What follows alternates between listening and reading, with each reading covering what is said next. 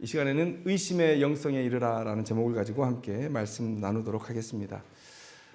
요즘 사회에 참 모든 권위가 해체되고 있는 것 같은 그런 시간들을 보내고 있습니다.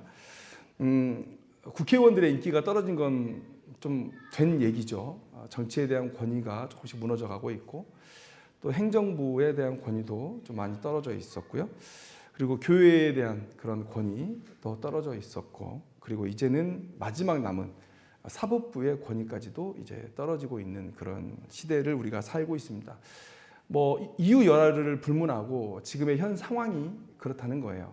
그러면 여러분, 이렇게 모든 권위, 그동안 우리가 의지해왔던 그런 리더십들이 무너지고 있는데, 그러면 이 시대를 살아가는 사람의 한 사람이라면 어떻게 살아야 될까? 여러분, 매우 지금 중차대한 시간들을 보내고 있지 않습니까? 우리가 어떻게 깨어있느냐에 따라서 이 나라의 또 한국교회의 향방이 결정될 수도 있는 매우 중차대한 시간들, 과도기적인 시간들을 우리가 지금 보내고 있다고 생각을 해요. 그러면 나라를 위한 걱정, 또 교회를 위한 걱정들, 이런 것들을 우리가 해나가고 있는가라는 생각들을 해봅니다. 과연 나는 교회에 국한돼서 우리가 바라볼 때 내 믿음과 또 이 교회를 지켜나갈 수 있는 그런 실력을 쌓기 위해 노력하고 있는가라는 거예요. 그런 것들을 우리가 고민해 봐야 되는 것이죠. 오늘 본문을 보면 12제자를 예수님께서 능력을 주셔서 이제 파송하고 있는 장면을 말해주고 있습니다. 이렇게 파송을 했는데 그들이 어떻게 전했는지의 전도 소식은 누가복음 9장 6절에 나와 있어요. 제자들이 나가 각 마을에 두루 다니며 곳곳에 복음을 전하며 병을 고치더라, 이렇게 기록하고 있습니다. 그런데 여러분 한번 생각해 보세요. 8절에 예수님께서 제자들에게 주신 능력들이 나열되어 있습니다. 병든 자를 고치며 죽은 자를 살리며 나병 환자를 깨끗하게 하며 귀신을 쫓아내되, 이게 예수님께서 12제자들을 파송하면서 그들에게 주신 능력이에요. 예수님도 성령을 덧입어서 사역하셨듯이 그들에게도 이렇게 성령의 능력을 덧입혀 주신 거예요. 그런데 읽는 중에 이런 의문이 들었습니다. 그러면 가룟 유다도 이런 능력을 행했을까? 라는 질문을 하게 돼요. 11명의 제자가 이런 능력을 행했다는 것 인정할 수 있어요. 그런데 가룟 유다도 이 능력을 행했을까라는 거예요. 의심을 해봐야 되죠. 그런데 가룟 유다는 성경에 기록된 구원받지 못한 사람의 대표주자죠. 왜 그러냐면 예수님께서 그에 대해서 이렇게 얘기하셨습니다. 태어나지 아니하였더라면 제게 좋을 뻔했다. 여러분, 우리가 태어나서 살아가는 동안 우리의 삶의 목적, 우리의 삶의 의미, 우리의 삶의 가치가 어디에 있는가? 그것은 곧 복음에 있습니다. 하나님께 있습니다. 그리고 우리가 나아가야 될 하나님의 그 영광된 나라에 있습니다. 우리가 아무리 이 땅에서 고생하고 열심히 살았다고 하고 성공했다고 해도 천국을 가지 못하면 그건 헛산 거예요. 차라리 그런 사람에게 태어나지 말았으면 좋을 뻔했다. 제게 좋을 일은 그거다라고 우리가 얘기할 수 있는 거예요. 마찬가지입니다. 예수님께서 가룟 유다에게 차라리 태어나지 아니하였더라면 제게 좋을 뻔했다 라는 얘기는 그가 이 세상을 헛살았던 거예요. 헛살았던 이유는 그가 구원받지 못했다. 영원한 천국을 누리지 못했다. 이 세상에서 아무리 망나니처럼 살아도 그가 예수를 믿고 구원을 받았다면 그의 삶에 이런 표현은 어울리지 않습니다. 예수님의 십자가 도상에서의 구원받은 그 한 사람, 낙원에 함께 있을 그 한 사람에게 이런 표현은 적절하지 않죠. 그가 세상에서는 정말 아무 볼품없이 살았어도 그가 마지막에 예수를 영접하고 천국을 얻었다면 그는 다 얻은 거예요. 그런데 가룟 유다는 반대죠. 이 세상에서 구원받지 못하는 사람 중에 가장 구원에 가까이 있었던 사람이 가룟 유다죠. 영적으로, 정서적으로, 물리적으로 그는 구원에 가장 가까이 있었어요. 예수님과 함께 얘기하고 예수님과 감정을 공유하고 이렇게 성령의 능력도 함께 덧입고 그리고 손만 뻗으면 닿을 수 있는 예수님 곁에 그가 있었습니다. 구원받지 못한 사람 중에 가장 구원에 가까웠던 사람, 그게 가룟 유다죠. 그런데 오늘 평가는 뭡니까? 차라리 태어나지 아니하였더라면 좋을 뻔했다. 그리고 구원받지 못한 사람이에요. 그러면 여기서 질문을 해야죠. 과연 이 능력이 구원받지 못한 사람들에게도 나타나는 거냐? 나타나는 거냐? 가룟 유다도 귀신을 쫓아내고 죽은 자를 살리고 모든 약한 것, 병든 것들을 고쳐냈느냐? 그리고 복음을 전파했느냐? 그런데 70인의 이야기에 힌트가 있죠. 누가복음 10장 17절 말씀에 누가복음 9장에서 12제자를 파송하고 또 그에 힘입어서 예수님께서 70인의 제자들을 파송하십니다. 같은 맥락에 있는 사건이에요. 그런데 이 70인의 이야기에 이렇게 기록되어 있습니다. 누가복음 10장 17절에 70인이 기뻐하며 돌아와 이르되 주여 주의 이름이면 귀신들도 우리에게 항복하더이다. 여기서 주목하고 싶은 것은 70인이에요. 70인. 70인이 다 파송을 받았는데 돌아와서 보고를 70인 모두가 했습니다. 그리고 그 70인 모두가 다 뭐라고 얘기합니까? 주의 이름이면 귀신들도 우리에게 항복하더이다. 그리고 모두가 다 기뻐하며 돌아왔다고 얘기하고 있어요. 그러면 파송한 70명 모두에게 이런 역사가 일어났던 거죠. 이 얘기는 곧 뭐냐? 이 12명의 제자들은 예수님의 나라에서 매우 특별한 지위를 가지는 사람들입니다. 교회로 상징되어지는 그 새 예루살렘 성곽에 이 12명의 제자들의 이름이 다 기록될 그런 사람들이에요. 매우 상징적인 사람들입니다. 그리고 우리가 12제자, 그리고 70인의 파송받은 제자들, 그리고 마가의 다락방에 있었던 120명의 문도들, 부활을 목격했던 500명의 사람들, 그 모든 사람들이 점점 숫자가 확장되어 가죠. 이건 어떤 목적이냐면 이 능력이, 이 예수의 능력이 한 사람에게 국한된 능력이 아니다. 12제자들에게도 주어졌던 능력이다. 12제자에게 국한된 능력이 아니다. 70명의 제자들에게 확장되었던 능력이다. 그거 끝이 아니다. 120 문도들에게도 확장되었던 사건이다. 500명에게도 보여졌던 사건이다. 그건 뭡니까? 계속해서 이 놀라운 성령의 역사가 복음을 위해 사는 사람들에게 나타나게 될 거라는 것을 예수님께서 보여주신 거예요. 그래서 12제자는 너무나 당연하기 때문에 언급을 하지 않았어요. 그런데 70명의 제자들은 이제 확장된 첫 사람들이잖아요. 많은 사람들이 12명의 제자들을 볼 때 매우 특별한 사람들, 예수님께서 쓰시기 위해서 매우 특별하게 구별한 사람들, 저런 사람과 내가 능력이 같을 수가 있을까를 의심하고 있을 때 아니다. 내가 하는 일을 12제자가 할 것이고 12제자가 하는 일을 70명의 이 제자들이 할 거다라는 것을 보여주는 거예요. 첫 번째 사건이에요.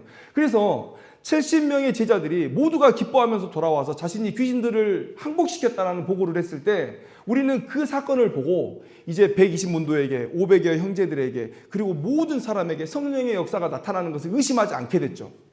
그죠? 이 사건 때문에 그래요.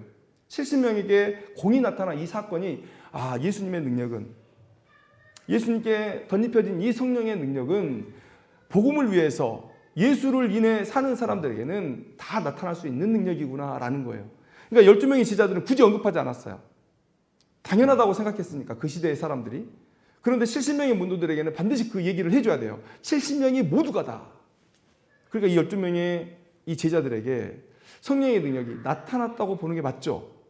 그러면 가룟 유다도 똑같이 죽은 자를 살리고 귀신을 쫓아내고 약한 것을 고치고 이 이적들을 함께 행하면서 복음 전도하러 다녔다는 것을 우리가 유추해 볼 수 있는 거예요. 구원받지 못한 사람에게도 이 능력이 나타났다는 거예요. 가룟 유다의 삶을 보세요. 가룟 유다의 삶은 딱 하나로 귀결되어져요. 돈입니다. 돈. 예수님을 쫓으면서 그가 했던 일은 돈을 쫓는 일이었어요. 우리가 너무 돈에 대해서 두려움이 없어요. 너무 두려움이 없어요. 그냥 다다익선이라고 생각해요. 다다익선 아닙니다. 작은 돈은 나를 살게 할 수 있어요. 내 모든 형편을 낫게 해서 더 믿음에 정진할 수 있게 해줄 수 있어요. 그렇죠? 그런데 돈이 과하게 넘쳤을 때는요, 그 돈이 오히려 우리를 해칠 수 있습니다. 그래서 지혜로운 사람들은 그 돈을 나눴어요. 기부했어요. 왜냐하면 하나님 앞에 자기의 영혼이 망하는 것을 더 두려워했기 때문에. 몇 조 원을 벌어도, 몇십조 원을 벌어도 그 돈을 나누는데 오히려 직원을 쓸 정도로 그렇게 나누는 일에 바빴던 사람들이 있어요. 영적으로 깨어있는 사람들. 그런데 안 가져본 사람들, 그리고 항상 탐욕에 쩔어져 있는 사람들은 이 돈에 대한 두려움이 없어요. 가룟 유다가 그랬습니다. 가룟 유다가. 돈괴를 맡았어요. 가룟 유다가. 그런데 여러분 돈 전문가가 세리마태잖아요. 어마어마한 돈을 굴렸던 사람이죠. 걷어서 나누고 상납하고 계산하고. 그러면 당연히 제자들이 세리마태 네가 해 라고 했을 거예요. 강점으로 일하라고 그러잖아요. 야, 돈은 계산은 네가 최고잖아. 그런데 왜 가룟 유다가 맡았을까요? 두 가지겠죠. 세리마태가 강력하게 거절했어요. 성경에는 나오지 않았어요. 그냥 제 유추입니다. 세리마태가 강력하게 유추하고 가룟 유다가 손들어서 제가 하겠습니다라고 얘기한 것밖에 없어요. 세리마태는 돈 때문에 자기 민족을 버렸고 하나님을 버렸고 구원을 버렸어요. 그런데 예수님의 부르심으로 새로운 삶이 허락된 뒤에 돈이 자기의 영혼을 얼마나 피폐하게 했는지를 알았던 사람이죠. 그러니까 돈을 거절했고 손으로 돈을 쥐는 것을 거절했죠. 그런데 가룟 유다는 그러지 않았어요. 돈 때문에 그는 예수를 쫓았던 겁니다. 그런데 여러분 한번 생각해 보세요. 첫 출발은 다 똑같아요. 여러분 세베대의 아내가 야고보와 요한 그 아들들을 데리고 예수님 앞에 와서 뭐라고 얘기합니까? 예수님의 나라가 임할 때 하나는 우편에 하나는 좌편에 앉게 해주세요. 그들의 목적도 이 땅에 펼쳐질 예수님의 나라에서 한몫 잡는 거였죠. 한 자리 차지하는 거였죠. 그런데 그 모습을 보고 제자들이 어떻게 합니까? 분해했다 그래요. 화났다 그래요. 하나님의 나라를 바라보면서 예수님과 같은 꿈을 꾸고 복음을 위해서 자기의 목숨을 버릴 것을 결단하는 사람이라면 그런 세속의 성공은 그냥 지나칠 수 있어요. 근데 그들이 같이 화냈다는 건 뭡니까? 자기 자리 뺏길 것 같은 그런 위기감을 느꼈기 때문에 화를 낸 거예요. 저게 우리보다 먼저 선수를 쳐? 이런 거 아니겠어요? 첫 출발은 다 똑같았어요. 그런데 나머지 11제자들은 달랐던 것이에요. 그런데 가룟 유다는 처음부터 끝까지 돈을 쫓았습니다. 권력을 쫓았습니다. 권력도 뭐 돈이 있게 하는 그런 수단이니까 결국은 돈으로 귀결되는 삶이죠. 예수가 세울 나라가 이 땅의 나라가 아니라는 것을 확인하자마자 그는 예수를 죽이는데 주저함이 없었어요. 이런 사람이에요. 이런 사람. 예수를 쫓는 3년 내내 예수를 쫓은 게 아니라 돈을 쫓았어요.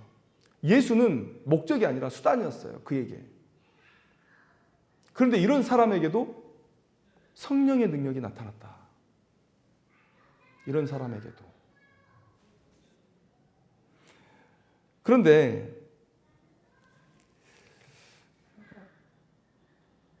성경을 잘 살펴보면 믿지 않는 자에게도 하나님께서 역사하십니다. 하나님은 믿는 자만의 하나님이 아니세요. 믿는 자만의 하나님이 아니시다. 여러분 선지서를 한번 자세히 보시면 여러분 그걸 느끼실 거예요. 이스라엘의 하나님이신데 이스라엘 얘기만 하지 않으시는 하나님을 선지서에서 만나게 돼요. 애굽, 저기 아수르, 바벨론, 페르시아, 모압, 암몬, 두로, 시돈, 아람, 그 주변에 있는 모든 나라들에 대한 예언, 그들이 앞으로 어떻게 될 것인지에 대한 예언이 다 기록되어 있어요. 그건 뭡니까? 하나님은 이스라엘의 하나님만이 아니라 모든 민족의 모든 나라의 하나님이라. 믿는 자나 믿지 않는 자나 모두의 하나님이라는 것을, 통치권을 가지고 계시고 소유권을 가지고 계신다는 것을 보여주신 거예요. 그렇게 보여주신 거예요.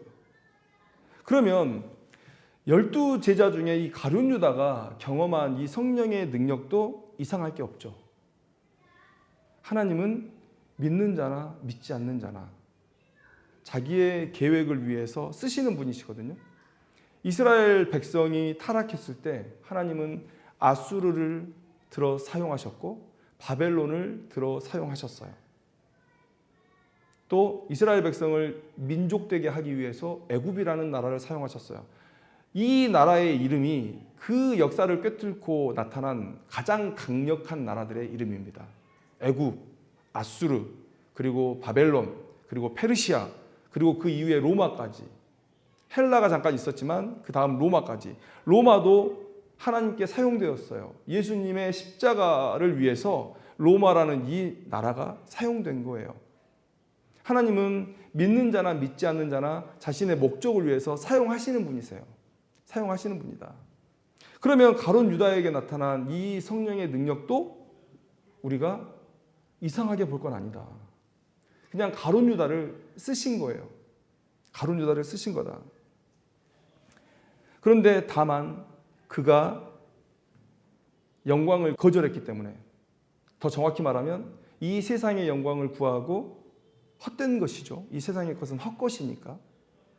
우리는 그냥 적신으로 와서 적신으로 가는 존재들인데, 이 세상의 것 아무리 우리가 칭칭 감고 있어도, 우리가 사람을 보내면서 아무리 그를 고급진 수위에 감싸고 아무리 깨끗하게 닦아도 똑같은 거예요. 그건 이 세상에서의 사라질 것들이죠. 그걸 원했기 때문에 이 가룟 유다는 구원받지 못했죠. 그 영광에 이르지 못한 거다. 그러나 하나님은 그를 사용하셨다. 어찌 보면 가장 억울하죠. 쓰임은 쓰임 받을 대로 다 받고 결국은 그의 선택 때문에 그가 구원을 받지 못했다. 여기서 한 가지 우리가 언급해야 될 부분들이 있어요. 예정설에 대해서 오해하시는 분들이 이런 생각을 하죠. 가룟 유다는 어차피 예수를 팔 자가 아니었습니까? 이렇게 얘기하는 거예요. 그런데 여러분 항상 아셔야 될 것은 예정설이 운명론이 아니라는 거예요. 너 다 정해져 있어? 너는 뭘 해도 안 돼? 너는 그렇게 되게 돼 있어? 이건 예정설이 아닙니다. 운명론이죠. 운명론. 예지 예정설이라는 것도 있어요. 예지 예정설. 예지, 미리 알았기 때문에 이걸 예정했다는 거예요. 그것도 틀립니다. 그것도 틀려요. 그런데 그래서 이 예정설은 신비예요. 신비. 예수님께서 가룟 유다에 대해서 계속 말씀하시죠. 뭐라고 얘기합니까? 계속해서 그의 선택이 그를 그리로 몰아간 거예요. 예정되어 있는데 그 안에 우리의 의지, 우리의 선택이 자리 잡고 있습니다. 그래서 신비한 거예요. 하나님이 다 정해놨는데 우리의 마땅히 해야 될 부분이 있다고 이렇게 얘기하는 거예요. 우리가 선택을 하는 삶인데 하나님께서 예정해 놓으셨다고? 이게 모순된다고 생각해요. 우리의 지각에서는. 이게 모순된다고 생각한다고요. 근데 우리의 지각의 한계죠. 우리의 두뇌의 한계예요. 그걸 우리는 이해할 수 없어요. 그래서 예정설은 신비입니다. 그래서 예정설을 믿는 교단이 별로 없죠. 근데 예정설이 아니면 이 신앙은 설명이 안 됩니다. 우리의 구원이 은혜라는 걸 설명할 수 없어요. 그저 운명론이면 하나님은 깡패죠. 내가 아무리 노력해도 안 되는 상황을 만들어 놓으셨잖아요. 근데 예정설은 그렇지 않습니다. 또 내가 구원을 위해서 조금이라도 기여할 수 있다면 그건 은혜가 아니죠. 내가 한 거니까. 그것도 예정설에 끼어들 자리가 없어요. 그러니까 가룟 유다의 삶을 계속해서 예수님 뭐라고 얘기하십니까? 그가 그렇게 선택했다는 거예요. 가룟 유다는 3년 내내 하나님의 말씀을 가장 가까이에서 들을 수 있었고, 하나님과 그 감정을 공유할 수 있었고, 하나님의 이적을 가장 가까이에서 목도할 수 있었고, 복음이신 말씀이신 예수님을 바로 옆에서 들을 수 있었는데, 그는 그 3년의 기간 내내 그가 선택해서 예수를 포기한 거예요. 예수를 버린 거예요. 그리고 마지막에 결단을 그렇게 내린 거예요. 그래서 우리가 여기서 이렇게 얘기하면 안 돼요. 어차피 가룟 유다는 예수를 팔 사람 아니었어요? 라고 하면 안 돼요. 그가 그렇게 선택해서 그렇게 나아간 겁니다. 자, 보세요. 그러면 오늘 우리의 얘기는 뭡니까? 가룟 유다에게도 성령의 능력이 나타났다는 거예요. 그럼 전 여기서 두 가지를 말씀드리고 싶어요. 첫째는 나의 구원을 착각하지 말라는 거죠. 우리가 의심하지 말라 막 그러잖아요. 그러니까 의심이 너무 터부시 되고 의심 자체가 믿음 없는 사람처럼 보이고, 아무튼 그렇습니다. 그래서 의심이라는 단어를 교회 안에서 꺼내면 안 돼요. 그런데 여러분, 우리가 의심에 대해서 너무 죄악시하다 보니까 오히려 진실을 바로 대하지 못하는 사람들이 됐어요. 나의 진면목을 바로 대하지 못하는 사람들이 됐고, 교회의 지금의 모습을 바로 대하지 못하는 사람들이 됐어요. 자기의 수준을 확인하지 않고 의심하지 마, 그냥 믿어, 이런 걸로 얘기가 됐으니 우리 수준을 모르니 발전이 없죠. 잘 믿는다고 착각하면서 살았어요. 이 구원은 진짜다라고 말하고 살았어요. 내 직분이, 내 지위가, 내 성공이, 여러분 기복주의. 하나님께서 복주셔서 잘 된 거야. 그런 단순한 생각으로 내가 세상에서 성공하면 하나님을 위해서 아무것도 안 하면서 그 복을 받기 위해서 아무것도 안 했고 복을 받은 이후에도 하나님을 위해서 아무것도 안 하면서 그냥 내 믿음이 좋다고 생각해요. 왜요? 복은 하나님으로부터 온다고 하니까. 좋은 것만 딱딱 따가요. 내 건강이, 건강은 장수는 하나님의 복이지. 그러면서 내가 건강하면, 그래서 이렇게 되면 내 믿음이 좋은 거라, 나 구원받았다라고 착각하면서 살았어요. 근데 여러분, 의심하지 말라는 거, 그 대상은 누구에 국한돼야 됩니까? 하나님에 관한 것에 대해서 의심하지 말라는 거예요. 하나님에 관한 거. 기도할 때 의심하지 말아야죠. 왜요? 기도는 내가 이루는 게 아니죠. 하나님께서 이루시는 거죠. 하나님께서 날 사랑하셔서 내가 기도하고 있고 하나님의 그 지혜와 능력을 의지하면서 내가 기도하고 있잖아요. 그러니까 하나님은 내 기도에 응답하신다. 설령 내가 원하는 이 모양이 아니더라도 다른 모양으로 내 필요를 채우신다. 그렇게 응답하신다. 그렇게 우리는 믿죠. 그래서 기도해요. 우리가 우리의 구원을 의심하지 말라고 말하는 이유는 뭐냐면 그 구원을 이루시는 분이 하나님이기 때문에 얘기를 하는 거예요. 내가 죄인이고 오직 예수의 보혈로 내가 죄의 씻음을 받고 속죄를 받고 구원을 받는다라는 이런 명확한 믿음이 있으면 그 뒤는 다 하나님이 하신다. 성화에서 영화에 이르기까지 하나님께서 완전히 이루신다라는 그 차원에서 믿으라는 거예요. 의심하지 말라는 거예요. 그러니까 우리의 믿음은, 우리의 의심하지 않음은 하나님에 국한된 것에 그렇게 얘기하는 거예요. 그런데 나는 나를 믿어. 나는 우리 목사님 믿어. 나는 우리 교회 믿어. 이 믿음의 근거는 어디입니까? 성경에 그렇게 많은 사꾼 목자가 기록되어 있는데 수없이 많은 왕들이 타락하고 온 민족을 다 멸망의 수렁텅이로 다 집어 던져버렸는데, 그런데 하나님이 세우신 왕이니까, 하나님이 기름 부으신 왕이니까 나 왕 믿어. 왕이 우상 숭배해도 좋고 왕이 나라를 팔아먹어도 좋고. 이 믿음의 근거가 뭐죠? 우리는 10분 전과 지금이, 1분 전과 지금이 다를 수 있는 사람들이에요. 이 자리에서 앉아서 기도하다가도 나가면서 전화 받으면 불법적인 거래를 할 수 있는 사람입니다. 은혜 많이 받았어. 주를 위해 살아야지 하고 나갔는데 갑자기 김 사장, 이번에 1억만 빼줘. 내가 나머지 2천은 내가 너한테 입금해 줄게. 그러면 그럽시다. 우리 그런 사람들이잖아요. 그렇게 연약한 사람들이잖아요. 하나님에 대한 건 의심하지 말아야죠. 그게 성경이 말하는 거죠. 그런데 성경은 우리 자신에 대해서는 계속 의심하라고 얘기해요. 의심하라고 얘기해요. 네가 처한 상황을 의심하라고 얘기한다고요. 과연 진짜 바르냐? 나의 구원은 진짜인가? 나의 지식은 진짜 바른가? 내 믿음의 수준은 어느 정도일까? 나의 성품은 하나님을 닮아가고 있을까? 닮았다면 얼마나 닮았을까? 나는 직분에 있어서 나태하진 않은가? 한 달란트를 받아서 땅에 묻어버린 그런 종의 모습은 아닌가? 계속 의심해야죠. 계속 돌아보고 계속 말씀과 비추어 보고, 그래서 내 자신을 계속 확인해 보죠. 확인해야죠. 내가 항상 잘못될 수 있다는 것을 인정하면서 겸손하게 내 삶의 상황들을 의심해야죠. 진짜 바른가? 이게 나의 발전과 나의 전진을 위해서 필수적이라는 거예요. 근데 우리가 이 의심조차, 나를 향한 의심조차 우리는 닫아버렸어요. 사형리 읽어줬으니까 너 구원 의심하지 마. 의심하지 마. 너 구원 받은 거야. 저 마음이 그렇지. 시끄러워. 너 구원 받은 거야. 너 의심하지 마. 그럼 너 구원 못 받아. 우리 그렇게 배웠잖아요. 믿음이 뭔지도 모르는데. 가룟 유다는요, 아마 제자들 중에 가장 큰 확신에 사로잡혔던 사람일 거예요. 왜 이렇게 제가 말씀드리냐면, 여러분, 동기부여는요, 그 보상이 눈에 가까울수록 강한 거예요. 눈에 보이지 않는 1,000만 원보다 배고플 때 내 눈앞에 있는 빵 하나가 나를 더 동기부여하게 해요. 그런데 다른 제자들은 처음에 같이 시작했을지라도 예수님의 말씀을 듣고 이적을 보고 하면서 아, 우리의 소망은 천국에 있구나.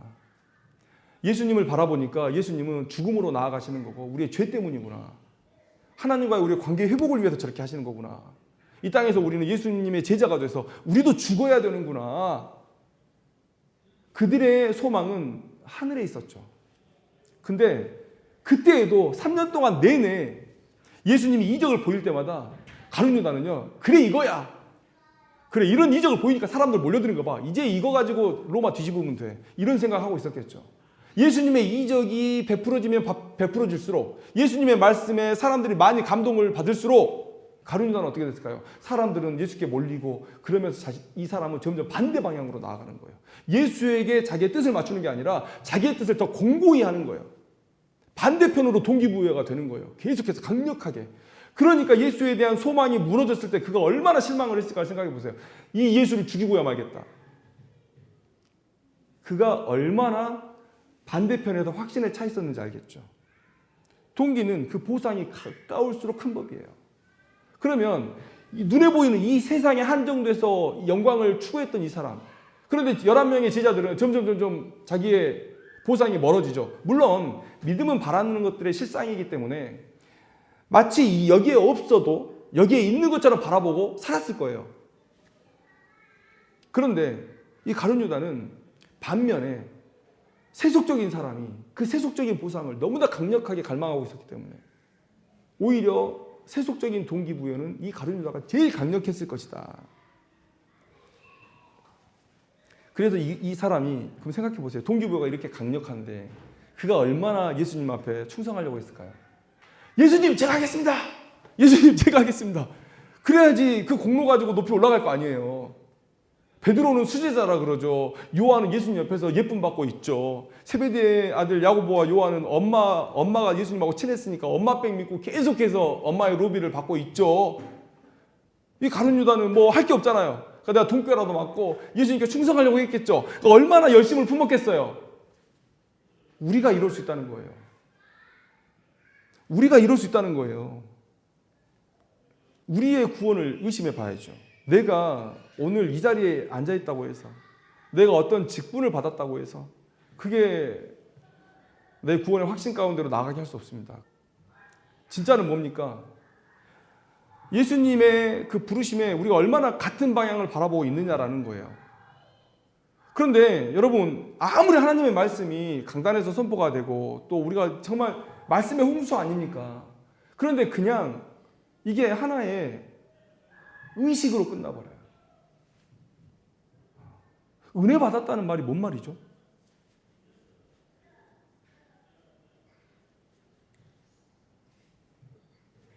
내 삶을 변화시킬 수 있는 그런 동기부여가 강력하게 성령께서 내게 주셨다. 그런 거 아닐까요?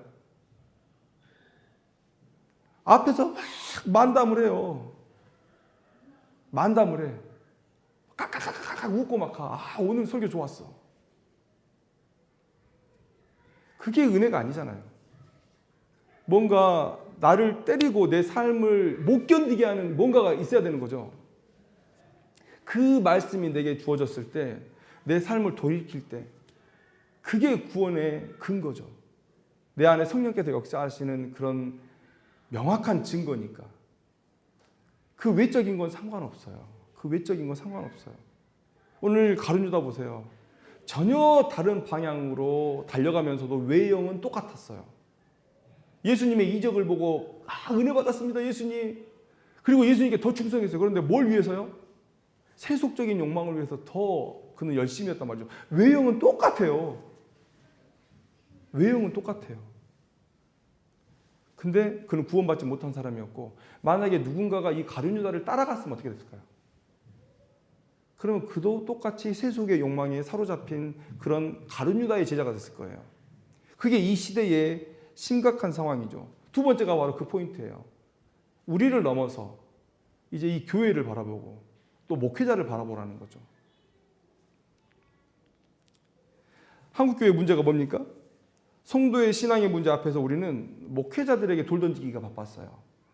너에게 맡겼잖아. 네가 잘 이끌어 달라고 했잖아. 근데 지금 이게 뭐야? 라고 얘기하기 바빴죠. 하나는 맞고 하나는 틀려요. 맞습니다. 여러분들이 말씀하신 대로 그 목회자는 하나님 앞에 배나 더 책망을 받을 거예요. 맡긴 일이 그거니까. 근데 다른 하나는 뭡니까? 자신의 믿음을 좌우할 그런 리더십들을 향해서 아무런 의심도 하지 않고 검증도 하지 않은 그 자신은 하나님의 책망에서 자유로울까요? 왕이 하나님의 뜻과 정반대로 달려갔을 때 이스라엘 백성들이 아무런 도전 없이 그냥 따라갔죠. 따라갔습니다. 왕이 알아서 하겠지. 하나님께서 세우신 왕이 책임지겠지. 그런데 그 고통을 누가 당했습니까? 왕도 당했어요. 왕도 당했지만 누구도 당했습니까? 백성들도 똑같이 당하는 거예요. 그 시대에 깨어있는 사람들이 있었잖아요. 하나님께서 부르신 선지자 같은 사람들이 있었잖아요. 하나님께서 부르셨던 사사 같은 사람들이 있었잖아요. 그 타락한 시절에도 그렇게 하나님의 백성들은 깨어 있었어요. 여러분들에게 말씀이 없습니까? 교회가 없습니까? 뭐가 없습니까? 깨어 있을 수 있어요. 확인할 수 있어요. 여러분 요셉을 한번 생각해 보세요. 요셉. 베냐민은 차치하고 너무 어렸으니까 베냐민 차치하고 요셉이 막내였죠. 그 다음에 전부 다 이 라헬을 미워했어요. 그리고 그 다 이복 형제들이었죠. 형들이었어요. 그런데 요셉만 홀로 거룩했어요. 요셉이 성경은 이렇게 기록하고 있습니다. 창세기에서 30장 2절 말씀에 그가 그들의 잘못을 아버지에게 말하더라. 그 뭡니까? 분명히 그 형제들이 잘못하고 있는 거예요. 잘못하고 있는 거예요. 아마 요셉을 야곱이 너무 편애하니까 그것 때문에 화가 나서 아마 그들끼리는 잘 모였을 거라고 봐요. 그 10명의 형제가 지금 범죄하고 있는 거예요. 잘못하고 있는 거예요. 아버지의 재산을 뭐 빼돌리든지 뭔 일을 하고 있는 거죠. 그런데 늙었으니 아무것도 할 수 없었어요. 그런데 오직 요셉만 하나님의 법에 비추어서 그 형제들이 잘못됐다는 걸 알고 그 형제들의 잘못을 지적합니다. 고자질한 거 아니에요. 잘못을 지적한 거죠. 우리가 이 요셉의 행동을 고자질로 보고 자꾸만 그가 이후에 당했던 그런 형벌들을 벌받은 거라고 생각하는 거예요. 전혀 그렇지 않습니다. 성경에서 몇 명 안 되는 흠을 잡을 수 없는 사람이 요셉이에요. 요셉은 흠이 없어요. 성경에 기록된 것만 보면. 그런데 요셉 혼자 거룩했죠. 여러분, 아버지 같은 형들이에요. 아버지 뻘의 형들이에요. 근데 그 사람의 잘못을 이 어린 요셉이 얘기할 수 있었어요? 얘기를 할 수 없겠죠. 다른 사람들 같으면. 근데 요셉은 얘기했단 말이에요.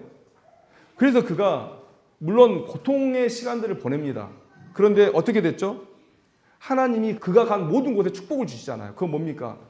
요셉의 행동이 하나님 앞에 옳았다는 거예요. 많은 사람들이 다른 사람들이 가는 것을 의심하지 않고 그냥 따라가요. 의심하지 않고 따라가요. 이게 문제라는 거예요. 이게. 하나님은 사람을 통해서 우리 친구들 미안. 자, 1, 2분 만에 끝낼게요. 우리 친구들 미안해요. 자, 하나님은 사람을 통해서 일하시죠. 근데 사단도 사람을 통해서 일합니다. 의심하지 않으면 가룟 유다 같은 사람이 우리의 영혼을 혼란케 할 수 있어요. 하나님께서 원하시는 전혀 다른 길로 나아갈 수 있어요. 돌다리도 두들겨보고 건너라. 이 속담은 매우 좋은 속담이죠. 근데 이 속담을 쉽게 말하면 뭡니까? 의심해보라는 거 아니에요. 근데 표현이 다르다고 우리에게 주신 하나님의 귀한 명령을 내동댕이 칠 수는 없죠. 잘못된 적용이었어요. 하나님에 관한 건 의심하지 말되 나에 관한 것, 내 상황에 관한 모든 것을 의심하면서 하나님의 말씀에 비추어 보고 바른 길을 걸어가야죠. 여러분, 가룟 유다와 11명의 제자들이 달랐던 건 뭡니까? 똑같이 세속의 영광이라는 그 출발점을 가지고 출발을 했지만 11명의 제자들은 예수님의 살아계신 그 말씀을 보면서 계속해서 자신의 삶의 방향을 새로이 할 수 있었던 거고, 근데 이 가룟 유다는 그러지 못했다는 거예요.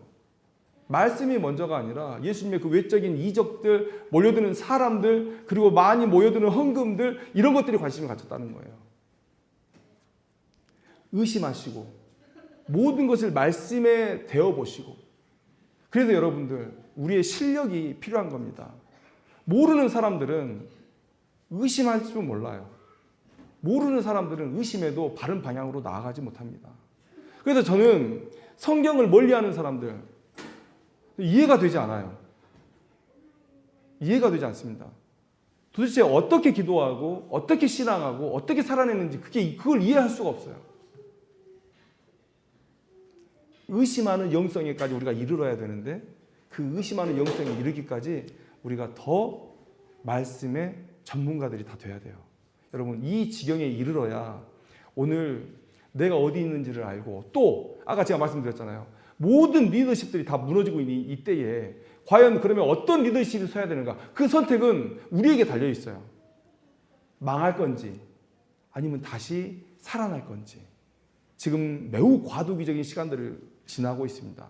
우리가 깨어서, 말씀에 깨어서 의심하는 영성에까지 이르러서 나도 살고 한국교회도 사는 그런 귀한 일들이 우리 삶 가운데 일어났으면 좋겠습니다. 기도하겠습니다.